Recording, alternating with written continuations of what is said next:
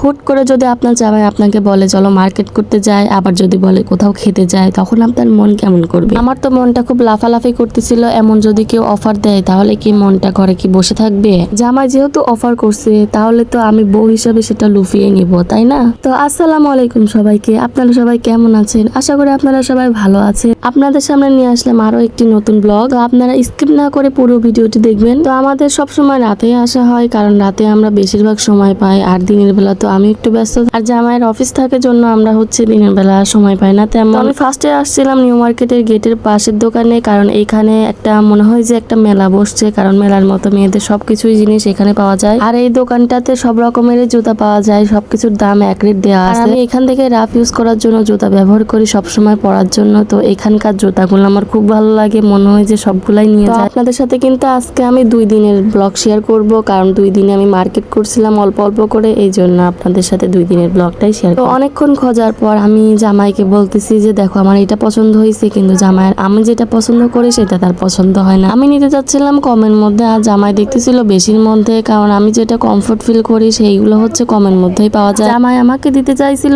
Gift, কিন্তু সবকিছুই gift করতে পারে, কিন্তু এই জুতাটাই আমাকে গিফট করতে পারে না। মানে আমার তো মাপটা ঠিক মতো হয় না, বারবার চেঞ্জ করা লাগে। তো একবার নিয়ে আসছিল, এই জন্য চেঞ্জ করতে গেছিলাম। তারপর পাশের একটা দোকানে আসছিলাম বই কিনতে, কারণ আমার হচ্ছে বই কেনা ছিল। তারপরে এখান থেকে আমি হেয়ার ব্যান্ড নিয়েছিলাম আর আম্মুর জন্য তসবি নিয়েছি। এই দোকানে একটা জিনিস দেখলাম যে মেয়েদের ছোট ছোট জিনিস মানে অনেক সুন্দরভাবে কম দামের মধ্যেও পাওয়া যায়, আর অনেক সুন্দর সুন্দর জিনিস আপনার দেখলে পছন্দ হবে। আপনাদের ভাইয়াও এখানে বাতাস খাচ্ছিল, আর আমি হচ্ছে এখানে চয়েস করতেছিলাম, বলতেছিলাম কোনটা নিব, তুমি চয়েস করে দাও। বলতেছে তোমার যা লাগে তুমি নাও। তারপর আমি ভাবলাম যে না, আজকে যেহেতু জামাই বলতেছে আমাকে যা ইচ্ছা নাও, তাহলে তো নিতেই হবে নাকি।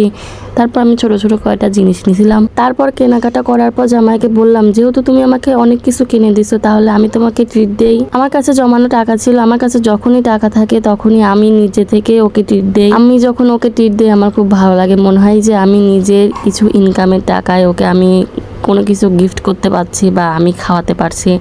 মানে ও যেমন করে আমাকে, মানে ও বেতন পাইলে যখন আমাকে খাওয়ায় তো কিছু কিনে দেয়, আমিও ভাবি যে আমিও কিছু। তো জামাই আমাকে বললো যে চলো আমরা সিঙ্গা বাজার যাই, ওইখানে হচ্ছে একটা জিনিস খাবো তোমাকে। আমি মনে করছিলাম তো হয়তো আমাকে বাইকার্স ধাবায় নিয়ে যাবে, কিন্তু না, এখানে দেখি আমাকে দোসা খাওয়াতে নিয়ে আসছে। কারণ আমি ওকে কিছুদিন আগে বলছিলাম যে আমি দোসা খাবো, আমার সেই ইচ্ছা হয়েছে দোসা খাওয়া। সবাই হচ্ছে দেখি যে দোসা খাচ্ছে, দিয়ে দিচ্ছে। তো একদিন হুট করে আমি বলছিলাম, তো ওই জিনিসটা মাথায় রাখছে। আমি তো অবাক হয়ে গেছি যে হাজার ব্যস্ততার মধ্যেও আমার কথাগুলো মনে রাখে। দোসা খেতে আসছিলাম, কিন্তু এখানকার পরিবেশ আমার একটু ভালো লাগে নাই, জায়গায় জায়গায় টিস্যু পড়ে আছে। আজকে যা গরম পড়ছে, খাওয়ার মধ্যে হচ্ছে মুরগিটা একটু ভালো লাগলো, আর বাদ বাকি সবকিছু টকটক লাগতেছে। আমি তো তেমন খাইতেই পারি নাই, মানে সবটুকু জামাইকে দিয়ে দিছি। আর আপনাদের ভাইয়া বলতেছে যে এর থেকে যদি অন্য কিছু খাইতাম তাহলে ভালো লাগতো। এখানে দেখি যে একটা বিড়াল আসছে, তো আপনাদের ভাইয়া তো বিড়াল প্রেমী, তো আপনারা তো জানেনই বিড়াল প্রেমীরা কি করে। তারপরের দিন আসছিলাম 3 পিস কিনতে, আমার শাশুড়ির, আমার আম্মুর আর আমার ভাইয়ের জন্য একটা ঘড়ি কিনতে আসছিলাম। তো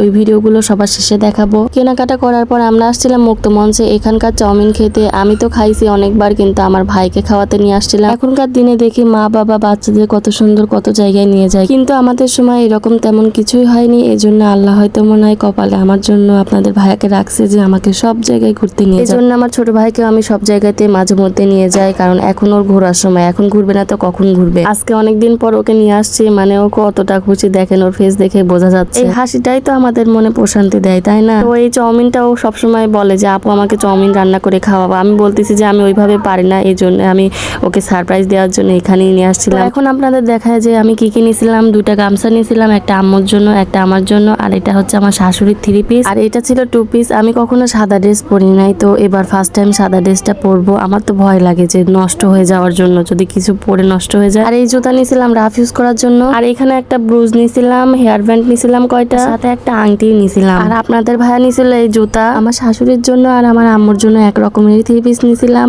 আর হচ্ছে আমার ভাইকে একটা ঘড়ি দিয়েছিলাম। তো ওইগুলা যে আমি ভিডিও করব সেটা আর করতে পারি নাই, কারণ ওই দিক দিয়ে আমি ওকে নামাই দিয়েছিলাম। এই জুতাটা দিছে কোথাও যখন আমি বেড়াতে যাব তখন ইউজ করব। ভিডিওটি কেমন লাগলো অবশ্যই কমেন্টে জানাবেন। তো ভালো থাকবেন, সুস্থ থাকবেন, পরের ভিডিওতে আবার দেখা হচ্ছে। আল্লাহ হাফেজ।